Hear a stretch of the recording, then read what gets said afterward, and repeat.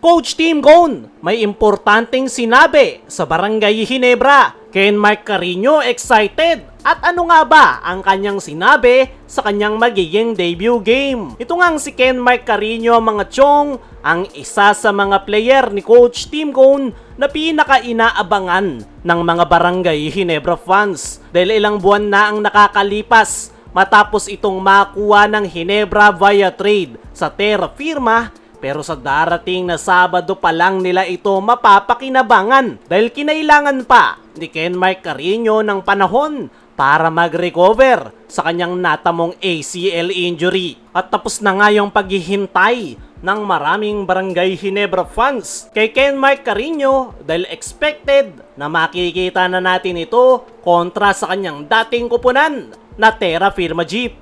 Ayon nga sa naging latest interview na itong si Ken Mark Carino ay excited at hindi na ito makapaghintay sa kanyang magiging first team. Suot-suot ang Barangay Ginebra jersey. Aminado nga ito na halo-halo yung kanyang emosyon, excited sa kanyang magiging debut game sa Barangay Ginebra at the same time medyo malungkot dahil makakalaban niya yung kanyang former team na Terra Firma Jeep. Napakarami niya nga daw diyang kaibigan dahil yan nga raw yung nag-draft sa kanya at ilang taon siyang naglaro para sa Terra Firma Jeep. Kaya hindi maiwasan netong si Ken Mark Carino na malungkot lalo na't sila yung makakalaban ng Ginebra sa magiging debut game ni Ken Mark Carino. Pero ang focus nga raw netong si Ken Mark Carino ay ang kanyang bagong kupunan na Barangay Ginebra.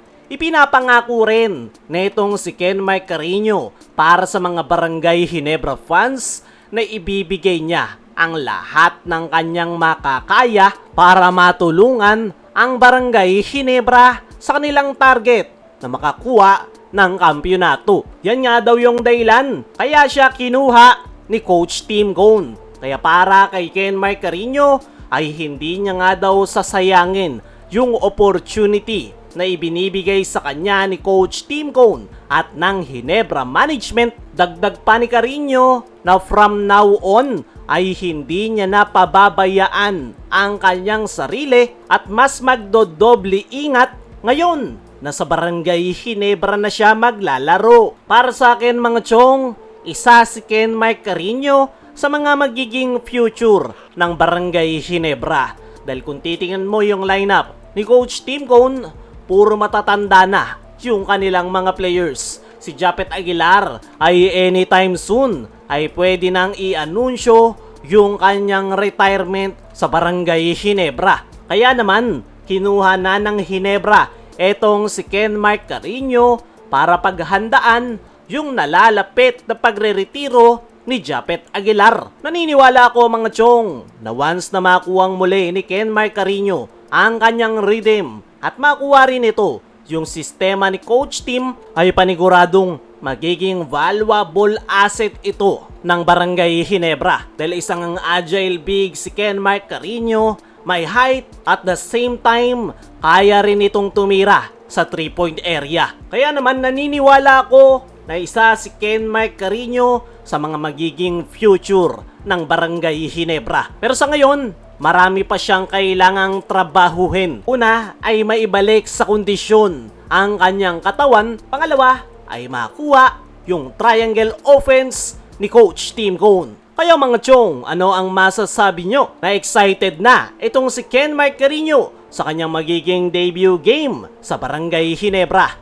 I-comment mo lang dyan sa ibaba. Samantala, Coach Tim Cone may importanteng sinabi sa Barangay Ginebra. Ngayon nga na nasa kalagitnaan na tayo ng conference ay mukhang hindi pa nga satisfy si Coach Tim sa performance ng kanyang kupunan. Kaya naman, inamin mismo netong si Coach Tim Cone na kung gusto nilang muling makakuha ng kampyonato, lalong-lalo na ngayong Commissioner's Cup, ay mas kailangan nga daw nilang magdoble kayod na i-improve pa ang kanilang kupunan. Marami pa nga rin daw nakikita si Coach Tim na flow o butas sa kanilang opensa, lalong-lalo na pagdating sa depensa. At yan nga raw yung kailangan nilang may work out ngayong elimination round at kailangan nga daw nila yung magawan ng paraan bago magsimula ang PBA playoffs. Kaya mga chong, ano ang masasabi nyo sa sinabi niya ni Coach Tim Cone sa Barangay Ginebra? Ano rin yung masasabi nyo na excited na si Ken Mark Carino sa kanyang magiging debut game sa kanyang panibagong kupunan? I-comment mo lang dyan sa ibaba.